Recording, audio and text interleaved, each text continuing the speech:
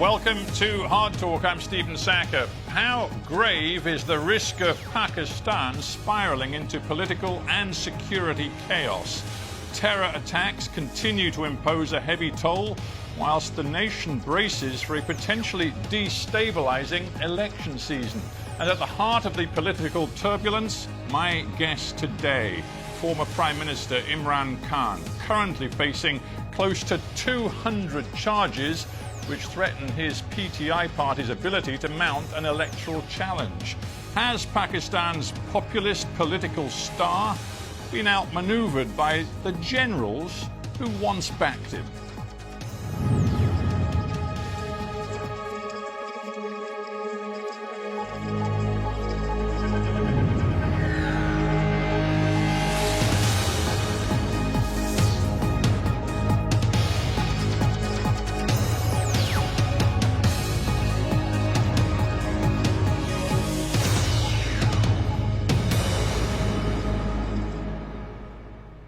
Imran Khan in Lahore, Pakistan, welcome to Hard Talk.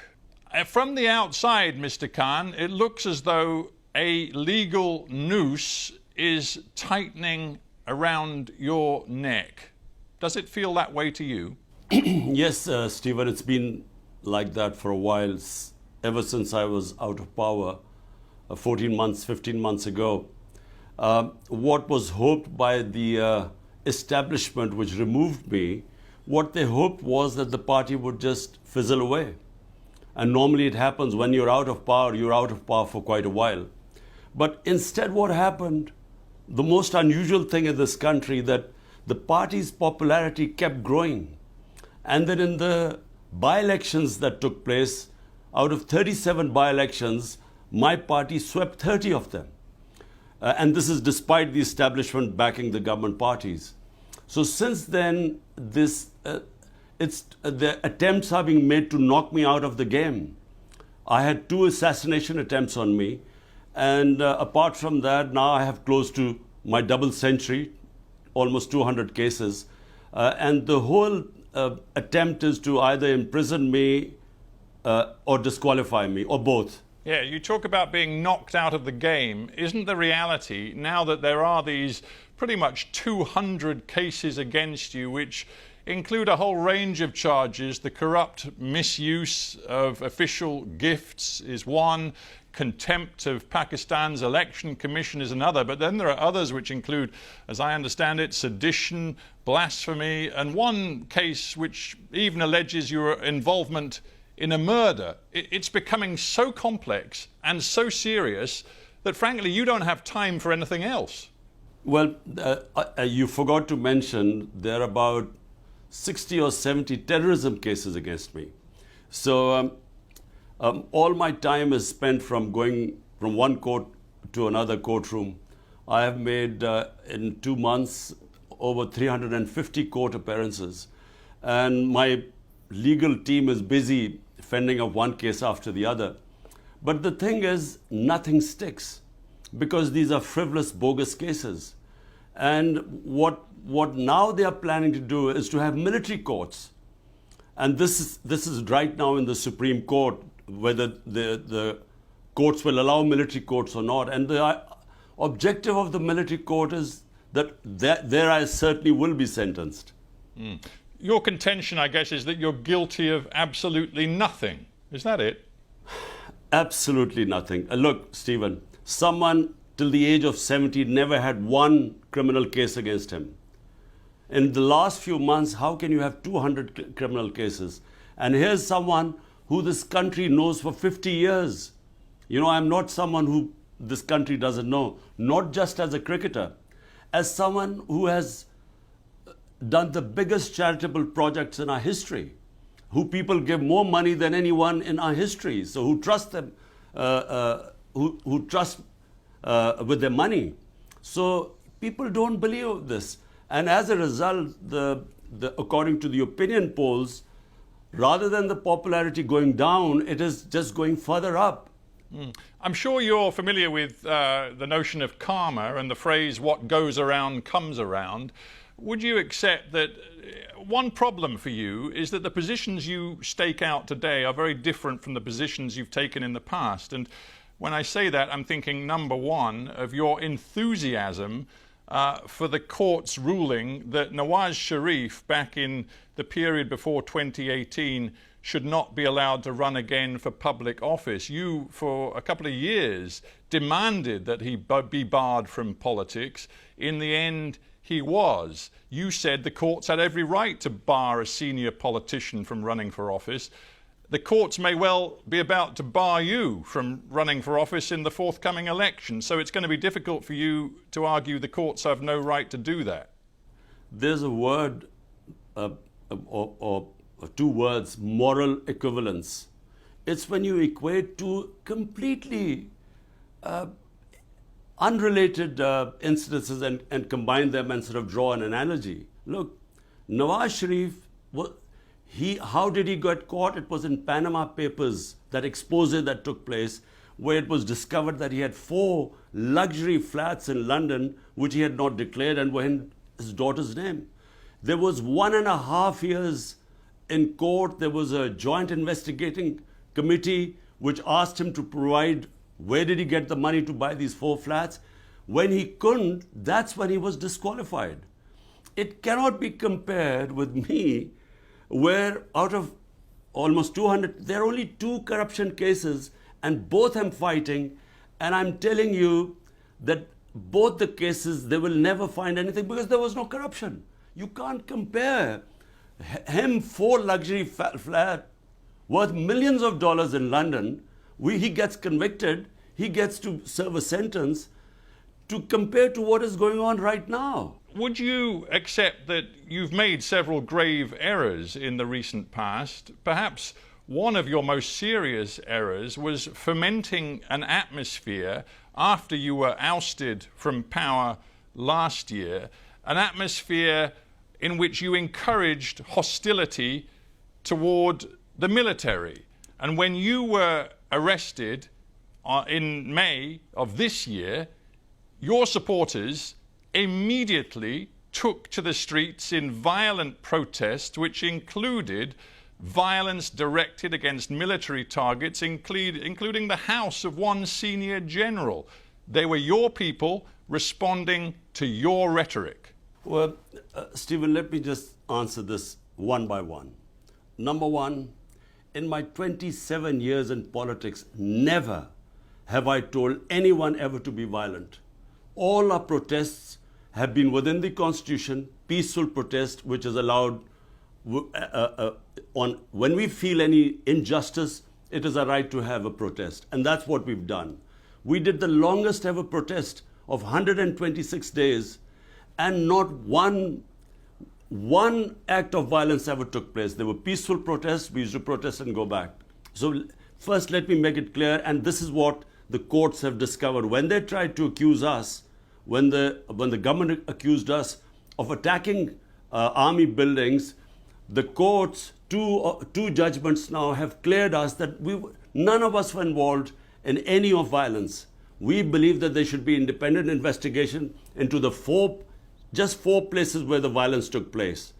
But hang on, did you not think for a moment, knowing Pakistan as you do, the polarized feelings amongst your people, did you not think for a moment it was irresponsible of you in the months running up to May 9th of this year to be accusing the military of essentially running a puppet government, of launching a coup d'etat, of taking over Pakistan and completely undermining its democracy? Did you not for a moment think that that might lead to trouble?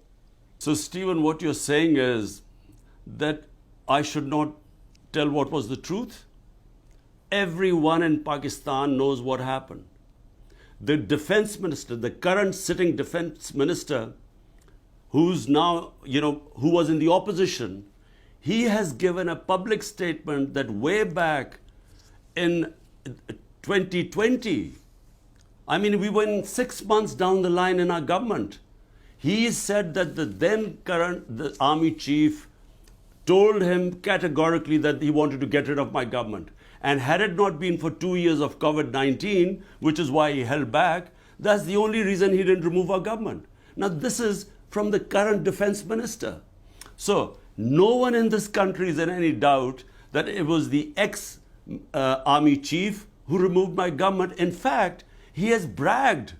He said he thought Imran Khan was dangerous for Pakistan. That's why he removed me. So this is just a fact. Well, no one. I talked about karma. Yeah, I talked about karma before. The truth is, you rode the tiger of military support for their political candidate. You rode that tiger yourself in 2018. You were close to the military. You remained close to the intelligence services and the military in your early years in power.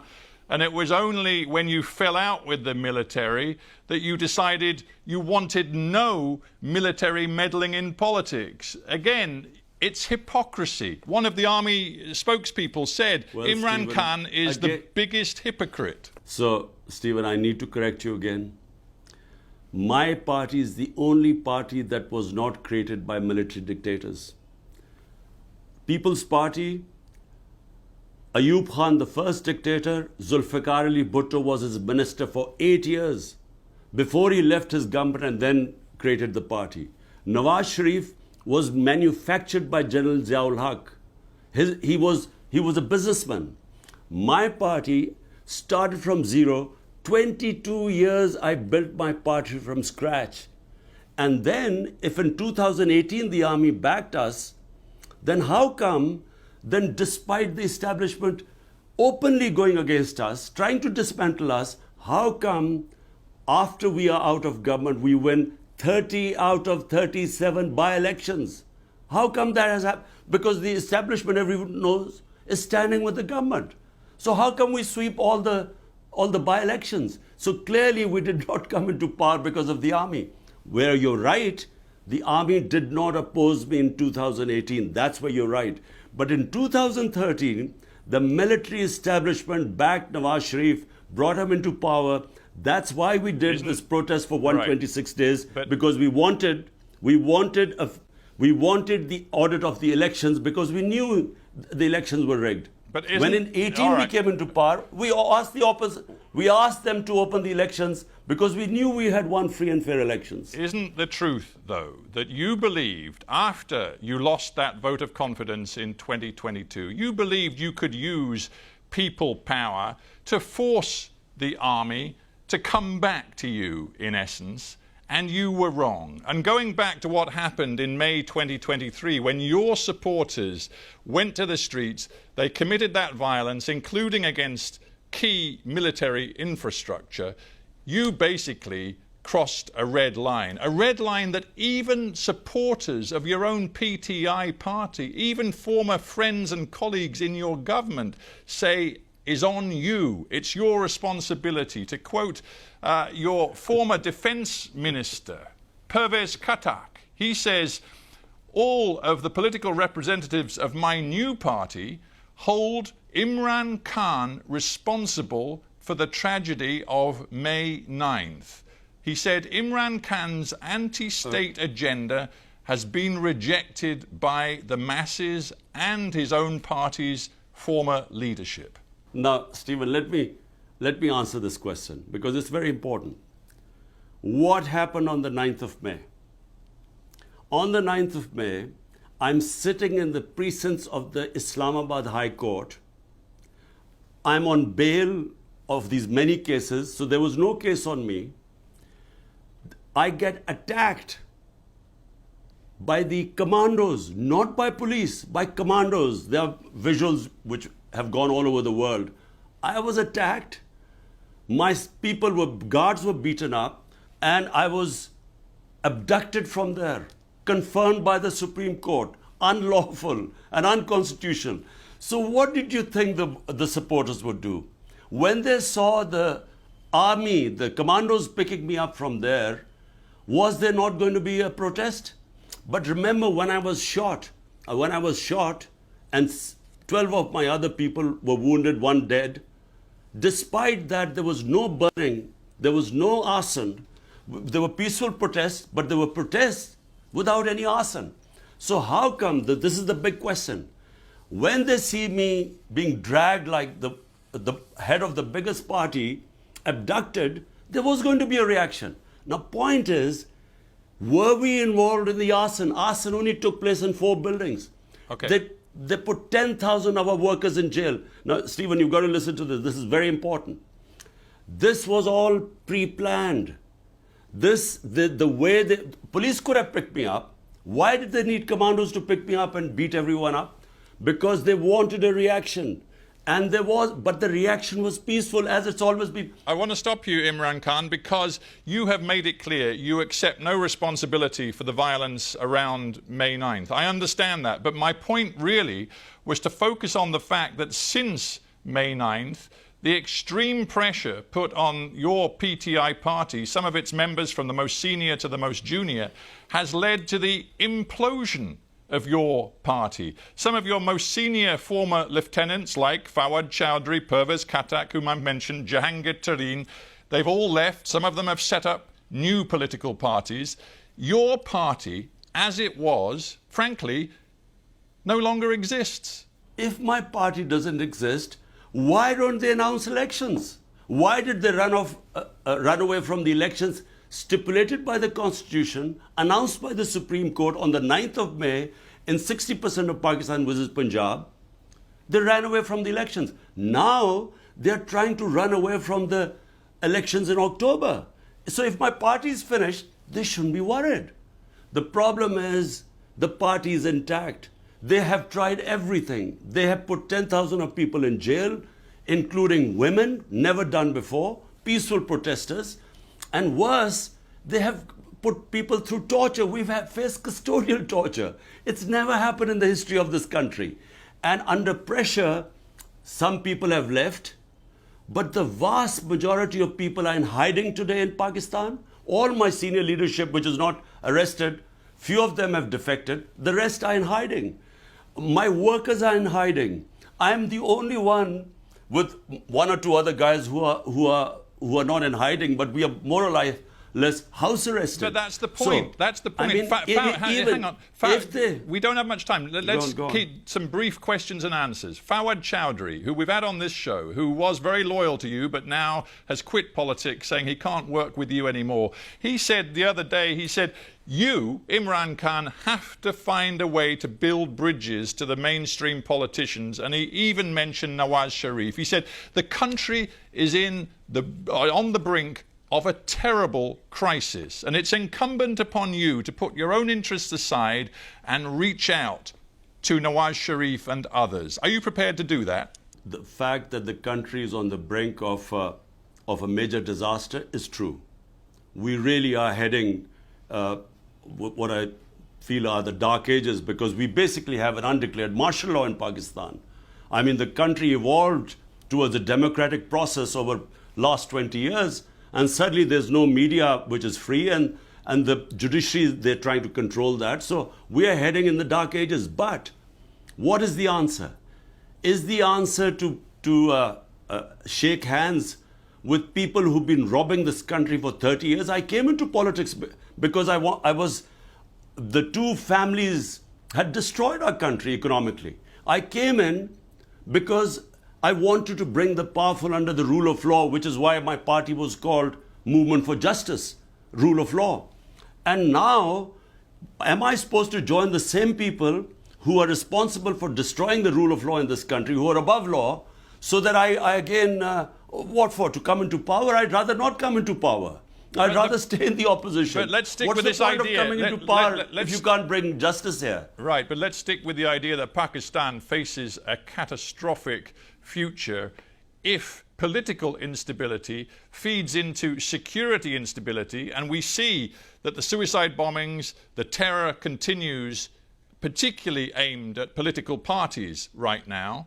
And also we see a potential economic catastrophe with an IMF bailout which just stopped the country defaulting, but which nonetheless leaves Pakistan in a parlous position. Your country can't afford the political chaos that will come if you try to run in the forthcoming election. It just can't afford it. Stephen, look, the only solution to Pakistan, and any sensible person in this country will confirm this, the only solution, there is no other solution. Free and fair elections. That's the only way we will get out of this mess. What is happening is that in order to keep me out, they are dismantling our democracy. And what you're seeing in the rise in terrorism, the whole province of KP, Pakhtunkhwa, which is on the border of Afghanistan, why was there no terrorism when we were in power for 3.5 years? Why is it suddenly the terrorism is going up? Because they are no longer represented. The government in Pakhtunkhwa, where the terrorism has started, and in Balochistan, there has been a caretaker government which is not representative of Pakistan, doesn't belong to the people, and that's going there for 8 months. It's illegal, it's unconstitutional. So the answer is free and fair elections. Let the people select their own representatives and then let them sort out the problems of Pakistan. We as a representative government had brought down terrorism in Pakistan. You, right now, are sitting in Lahore. Every time you try to leave your home, you have to negotiate all of the armed guards and the security that surrounds you. Pretty much your only journeys right now are to the courthouse. You know that you survived an assassination attempt last November, but you've said you expect another one to come. I believe your own children have told you that you ought to get out of politics for your own safety. Why will you not heed that advice? Because it may be the only way to calm tensions in your country.